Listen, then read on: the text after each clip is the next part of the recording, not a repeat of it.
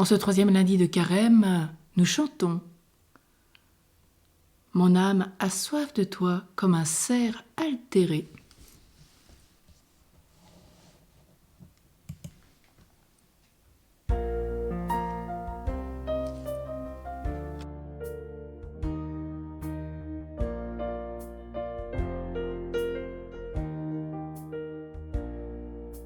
Dieu, c'est toi mon Dieu, je te cherche.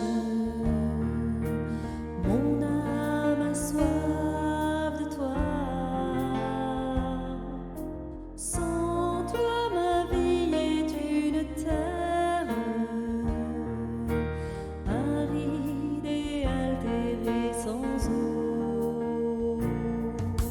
Je t'ai contemplé au sanctuaire, mes yeux ont vu ta puissance et ta gloire.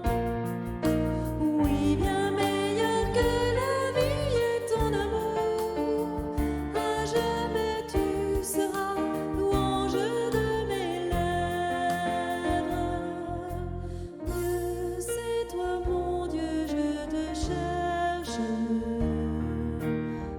Mon âme a soif de toi. Sans toi, ma vie est une terre aride et altérée sans eau. Toute ma vie, je vais te bénir, lever les mains en invoquant ton nom. Comme par un festin, je serai rassasié, la joie sur les lèvres, je dirai ta louange. Dieu, c'est toi mon Dieu, je te cherche. Mon âme a soif de toi. Sans toi, ma vie est une terre aride et altérée sans eau.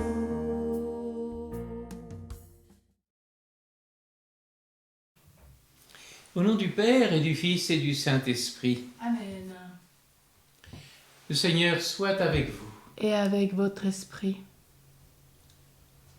Préparons-nous à la célébration de cette Eucharistie en reconnaissant que nous avons péché.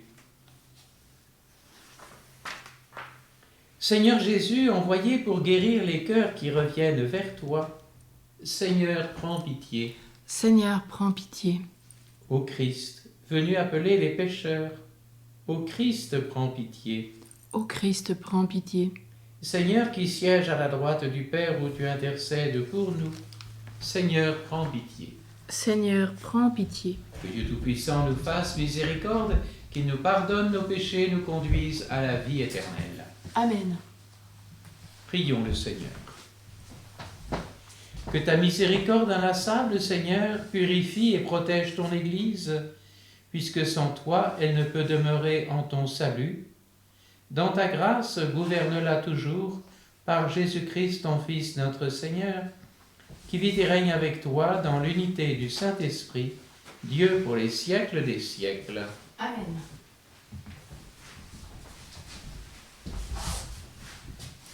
Lecture du 2e livre des rois. En ces jours-là, Naaman, général de l'armée du roi d'Aram, était un homme de grande valeur et hautement estimé par son maître. Car c'est par lui que le Seigneur avait donné la victoire au royaume d'Aram. Or, ce vaillant guerrier était lépreux. Des Araméens, au cours d'une expédition en terre d'Israël, avaient fait prisonnière une fillette qui fut mise au service de la femme de Naaman. Elle dit à sa maîtresse : « Ah, si mon maître s'adressait au prophète qui est à Samarie, celui-ci le délivrerait de sa lèpre. » Naaman alla auprès du roi et lui dit : « Voilà ce que la jeune fille d'Israël a déclaré. » Le roi d'Aram lui répondit : « Va, mets-toi en route. J'envoie une lettre au roi d'Israël. » Naaman partit donc. Il emportait 10 lingots d'argent, 6000 pièces d'or et 10 vêtements de fête. Il remit la lettre au roi d'Israël.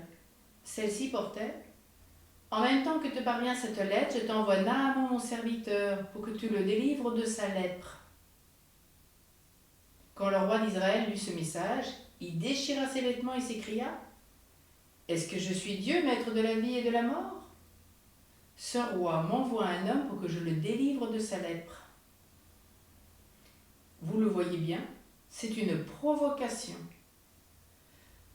Quand Élisée, l'homme de Dieu, apprit que le roi d'Israël avait déchiré ses vêtements, il lui fit dire: Pourquoi as-tu déchiré tes vêtements? Que cet homme vienne à moi, et il saura qu'il y a un prophète en Israël. Naaman arriva avec ses chevaux et ses chars, et s'arrêta à la porte de la maison d'Élisée. Élisée envoya un messager lui dire: Va te baigner 7 fois dans le Jourdain, et ta chair redeviendra nette, et tu seras purifié. Naaman se mit en colère et s'éloigna en disant: Je m'étais dit, sûrement il va sortir et se tenir debout pour invoquer le nom du Seigneur son Dieu, puis il agitera sa main au-dessus de l'endroit malade et guérira ma lèpre. Est-ce que les fleuves de Damas, l'Abana et le Parpar ne valent pas mieux que toutes les eaux d'Israël? Si je m'y baignais, est-ce que je ne serais pas purifié? Il tourna bride et partit en colère. Mais ses serviteurs s'approchèrent pour lui dire: Père, si le prophète t'avait ordonné quelque chose de difficile, tu l'aurais fait, n'est-ce pas? Combien plus lorsqu'il te dit: Baigne-toi et tu seras purifié. Il descendit jusqu'au Jourdain et s'y plongea 7 fois pour obéir à la parole de l'homme de Dieu. Alors sa chair redevint semblable à celle d'un petit enfant. Il était purifié. Il retourna chez l'homme de Dieu avec toute son escorte. Il entra, se présenta devant lui et déclara: Désormais je le sais, il n'y a pas d'autre Dieu sur toute la terre que celui d'Israël. Parole du Seigneur. Nous rendons grâce à Dieu. Mon âme a soif Du Dieu vivant, quand le verrai-je face à face? Comme un cerf altéré cherche l'eau vive, ainsi mon âme te cherche, toi, mon Dieu. Mon âme a soif de Dieu, le Dieu vivant. Quand pourrais-je m'avancer, paraître face à Dieu? Envoie ta lumière et ta vérité, qu'elle guide mes pas, et me conduise à ta montagne sainte, jusqu'en ta demeure. J'avancerai jusqu'à l'autel de Dieu, vers Dieu qui est toute ma joie. Je te rendrai grâce avec ma harpe, Dieu, mon Dieu. Mon âme a soif du Dieu vivant, quand le verrai-je face à face?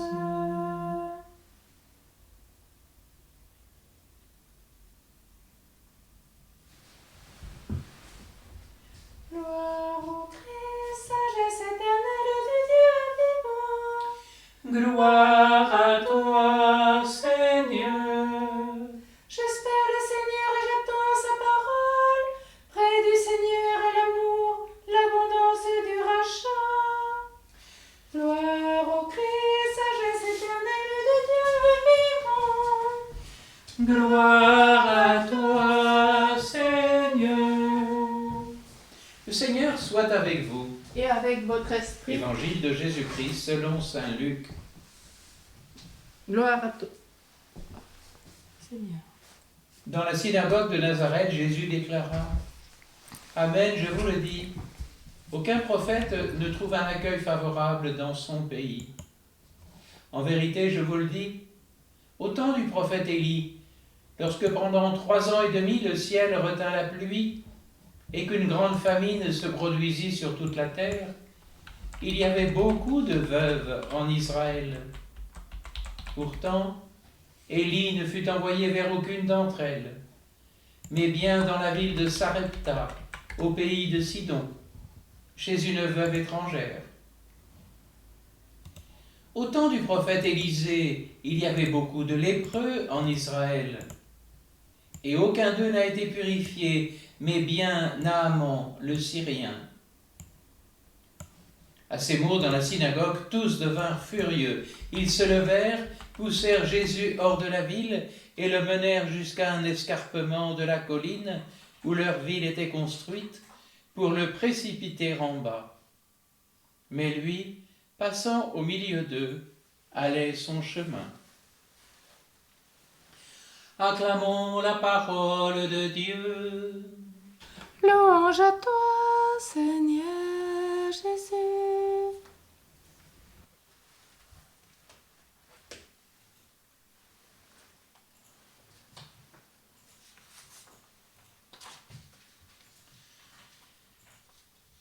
Jésus donc est mal accueilli par ses compatriotes.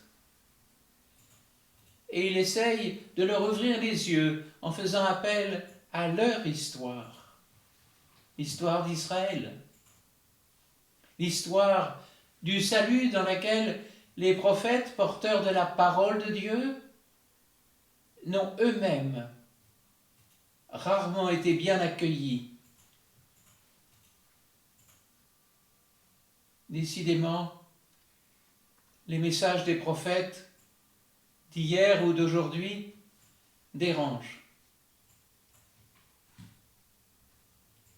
Il y avait beaucoup de veuves en Israël, mais Élie n'a été envoyé à aucune d'entre elles. Il y avait beaucoup de lépreux en Israël, mais c'est un païen qu'Élisée a rencontré.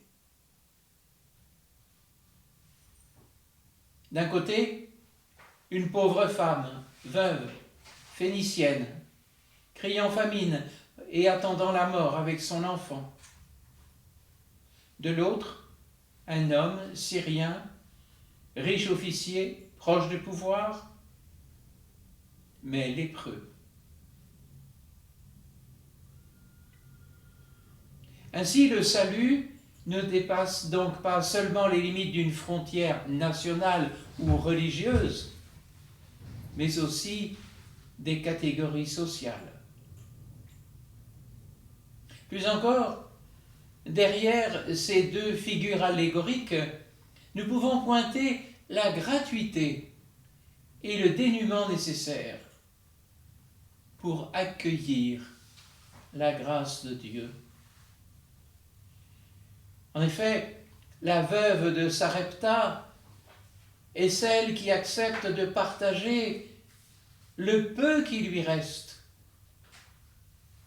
pour vivre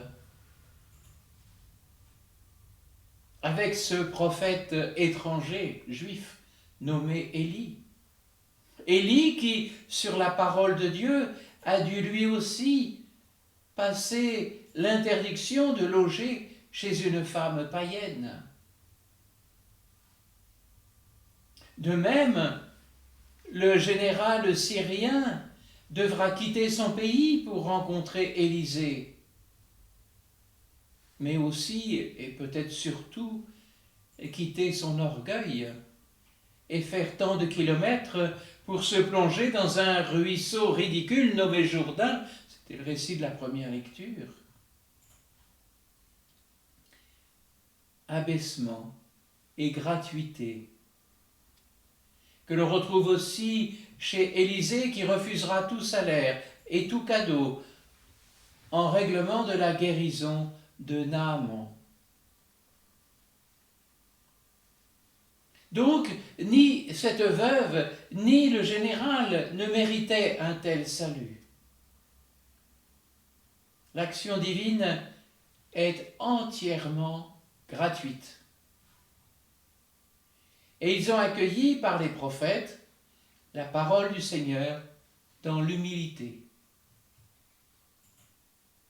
Et eux, des étrangers, elle, une veuve païenne, lui, un général du pays occupant, ont pu revivre. Ainsi donc, les Nazaréens ne sont pas prioritaires dans le salut. Ce n'est pas parce qu'ils avaient une appartenance commune avec Jésus. Et donc, ils le rejettent et le condamnent déjà à mort. Ils se levèrent et poussèrent Jésus hors de la ville. Oui, La deuxième partie de ce récit anticipe la passion de Jésus, hors de la ville. Jérusalem, qui était le lieu de la rencontre des hommes avec Dieu, va devenir le lieu de la Pâque et de la résurrection de Jésus. Mais lui, passant au milieu d'eux, allait son chemin. Au cœur même de ce lynchage, Jésus se ferait un passage dans les eaux mortifères de cette révolte. Comme hier, le peuple hébreu et Moïse traversaient la mer Rouge. Et le chemin du salut se poursuit pour d'autres, qui l'accueilleront avec plus d'hospitalité. Mais parler de ce salut universel ne se résume pas à exprimer naïvement que Dieu vient sauver tout le monde, mais qu'il vient appeler et sauver d'autres personnes auxquelles je n'aurais jamais pensé, tant je les ignore, ou dont la situation ne m'apparaissait ni urgente ni vitale. Jésus ouvre des horizons et bientôt à des profondeurs encore méprisées.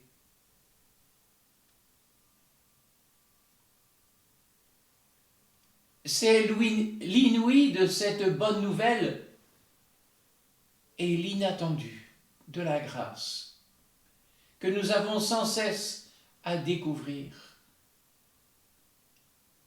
Donc, nous sommes invités à regarder autrement autour de nous. Où et par qui l'Évangile est-il accueilli? Sans s'attarder aux critiques, aux rejets, aux fermetures de cœur. Jésus nous entraîne à sa suite sur ce chemin du salut. Un chemin qui passera par sa passion, sa mort, pour déboucher sur la résurrection, qu'il change notre regard sur tous nos frères, quels qu'ils soient, surtout celui qui est différent de moi. Amen. Et nous terminons avec un extrait du livre Le Royaume de Jésus de Saint Jean-Eudes. Chose étrange, Seigneur, il n'y a rien de si aimable que vous. Et il semble qu'il n'y a rien au monde qui soit moins aimé que vous. Et quand sera-ce que je vous aimerai si purement, que je pourrai dire avec vérité, mon Jésus est mon tout, et tout le reste ne m'est plus rien. Lui seul m'est suffisant, et je ne veux autre chose que lui. Aussi, ce doit être notre désir, notre soin et notre occupation principale que de former Jésus en nous, c'est-à-dire de le faire vivre et régner en nous, et d'y faire vivre et régner son esprit, sa dévotion, ses vertus, ses sentiments, ses inclinations et dispositions. Amen. Amen.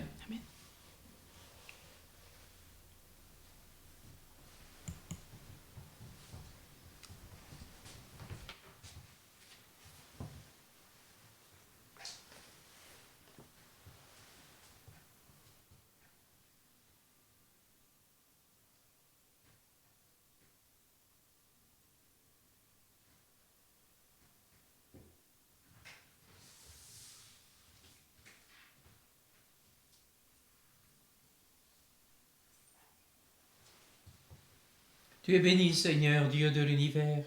Nous avons reçu de ta bonté le pain que nous te présentons, fruit de la terre et du travail des hommes. Il deviendra pour nous le pain de la vie. Béni soit Dieu, maintenant et toujours.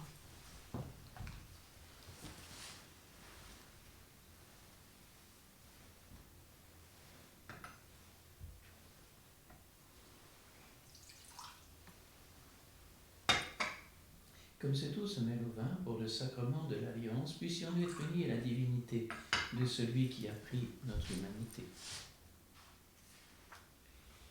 Tu es béni, Seigneur, Dieu de l'univers. Nous avons reçu de ta bonté le vin que nous te présentons, fruit de la vigne et du travail des hommes. Il deviendra pour nous le vin du royaume éternel. Béni soit Dieu maintenant et toujours. Le cœur humble et contrit, nous te supplions, Seigneur, accueille-nous, que notre sacrifice en ce jour trouve grâce devant toi, Seigneur notre Dieu. Lave-moi de mes fautes, Seigneur, purifie-moi de mon péché.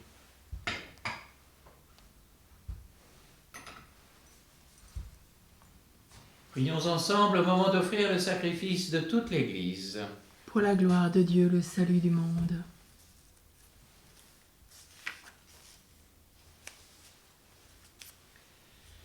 Fidèles à te servir, Seigneur, nous te présentons ces offrandes. Transforme-les toi-même en sacrement de notre salut, par le Christ notre Seigneur. Amen.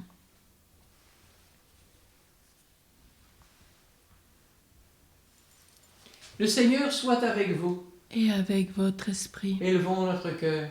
nous le tournons vers le Seigneur. Rendons grâce au Seigneur notre Dieu. Cela est juste et bon. Vraiment, il est juste et bon pour ta gloire et notre salut de t'offrir notre action de grâce, toujours et en tout lieu. Seigneur Père très saint, Dieu éternel et tout-puissant. Tu as voulu que nous te rendions grâce par nos efforts de carême. Il rabaisse notre orgueil de pécheur et nous invite à suivre l'exemple de ta bonté en nous faisant partager avec ceux qui ont faim.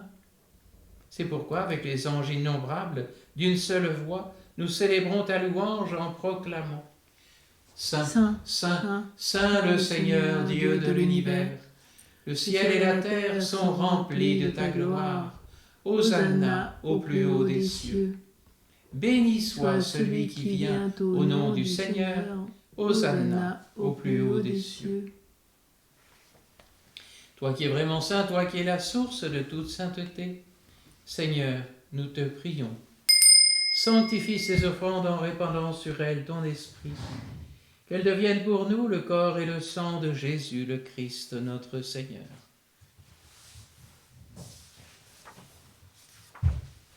Au moment d'être livré et d'entrer librement dans sa passion, il prit le pain, il rendit grâce, il le rompit et le donna à ses disciples en disant « Prenez et mangez-en tous, ceci est mon corps livré pour vous. »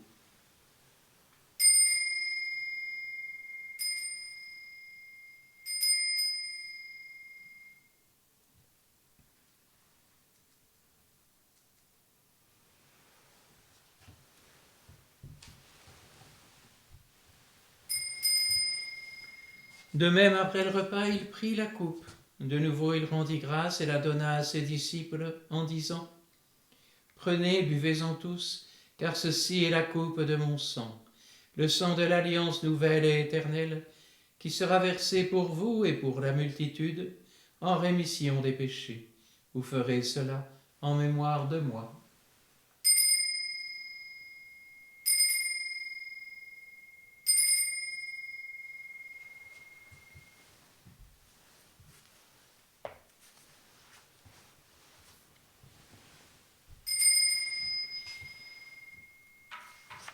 Christ est venu, Christ est né, Christ a souffert, Christ est mort, Christ est ressuscité,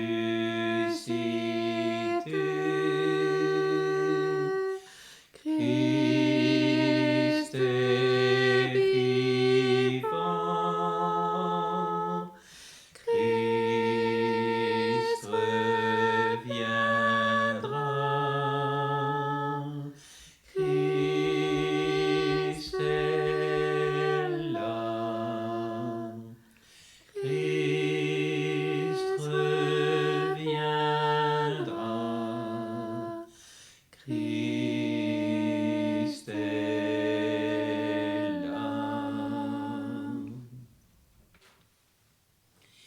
En faisant ainsi mémoire de la mort et de la résurrection de ton Fils, nous t'offrons, Seigneur, le pain de la vie et la coupe du et la coupe du salut.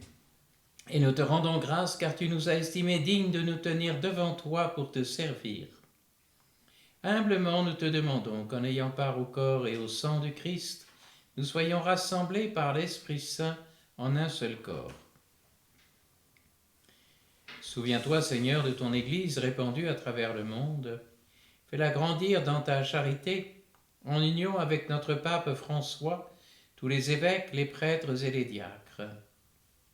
Souviens-toi aussi de nos frères et sœurs qui se sont endormis dans l'espérance de la résurrection, et souviens-toi dans ta miséricorde de tous les défunts. Accueille-les dans la lumière de ton visage. Souviens-toi de Lucienne Langevin, des défunts des familles Vidal-Vernant-Cano. Et souviens-toi de Gérard, Marcel, Marie, Saint-Germain et les défunts de leurs familles. Les mourants sans sacrement, les âmes du purgatoire, les défunts des familles Ortique et Lozano. Sur nous tous enfin, nous implorons ta bonté, spécialement sur Marie Ortique et sa famille, sur les enfants non baptisés, sur le corps médical, pour la sanctification des prêtres, pour le futur évêque de Perpignan et de Savoie, pour Laurence-Marie Saint-Germain et sa famille, pour Philippe et Marie et les familles Vidal-Verdun et Cano. Permets qu'avec la Vierge Marie, la bienheureuse Mère de Dieu, avec Saint Joseph son époux, les apôtres et tous les saints qui ont fait ta joie au long des âges, nous ayons part à la vie éternelle et que nous chantions ta louange et ta gloire par ton Fils Jésus le Christ.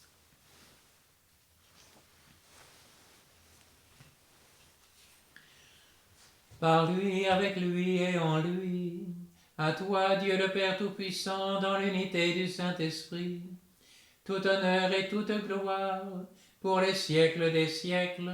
Amen.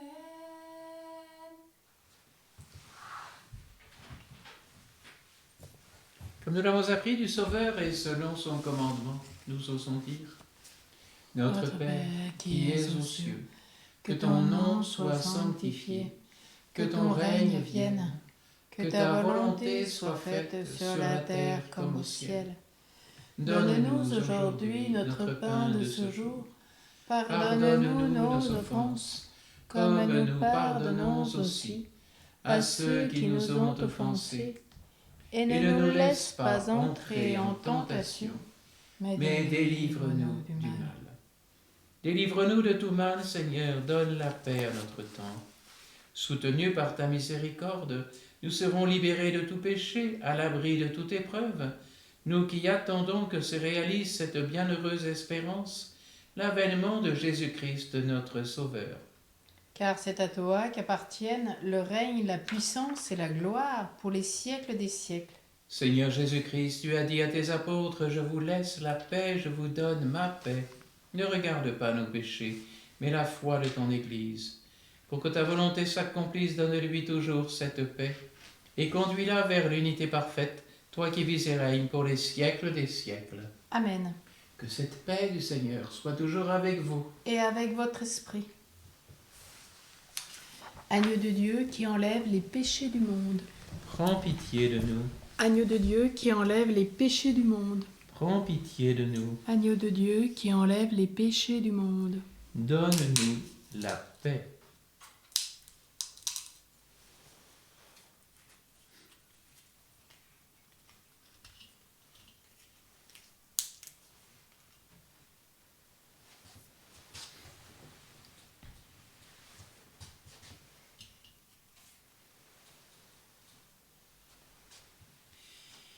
Voici l'agneau de Dieu, voici celui qui enlève les péchés du monde. Voici le Sauveur du monde entier. Heureux les invités au repas des noces de l'agneau. Seigneur, je ne suis pas digne de te recevoir, mais dis seulement une parole et je serai guéri.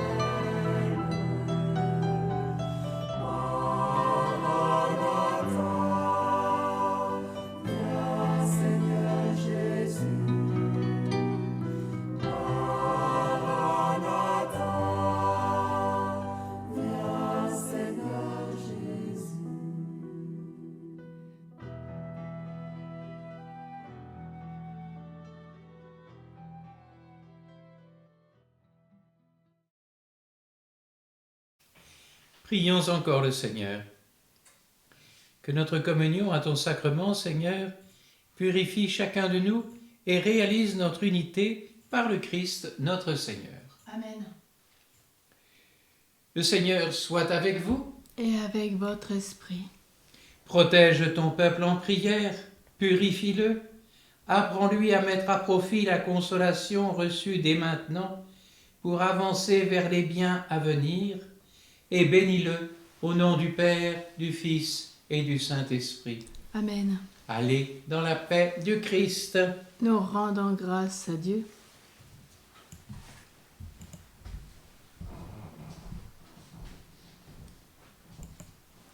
Nous prions ce 13 avec Marie, rose mystique. Rose mystique, Vierge immaculée, Mère des grâces, nous nous prosternons devant vous pour honorer votre divin Fils et pour obtenir miséricorde de Dieu. Nous implorons secours et grâce, non en comptant sur notre mérite, mais uniquement sur la bonté de votre cœur maternel, convaincu que vous nous exaucerez. Rose mystique, Mère de Jésus, Reine du Saint-Rosaire et Mère de l'Église, corps mystique du Christ, nous implorons pour le monde déchiré par les discordes, le don de l'entente et de la paix, et toutes les grâces pouvant transformer les cœurs de tant de vos enfants.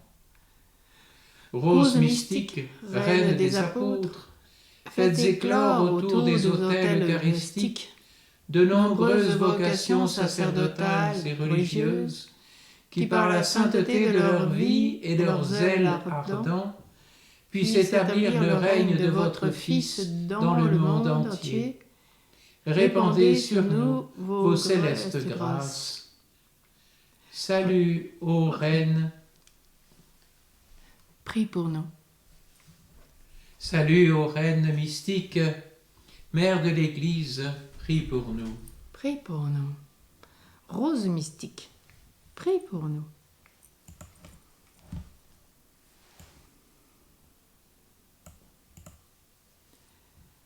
Je te salue, Joseph, toi que la grâce divine a comblé.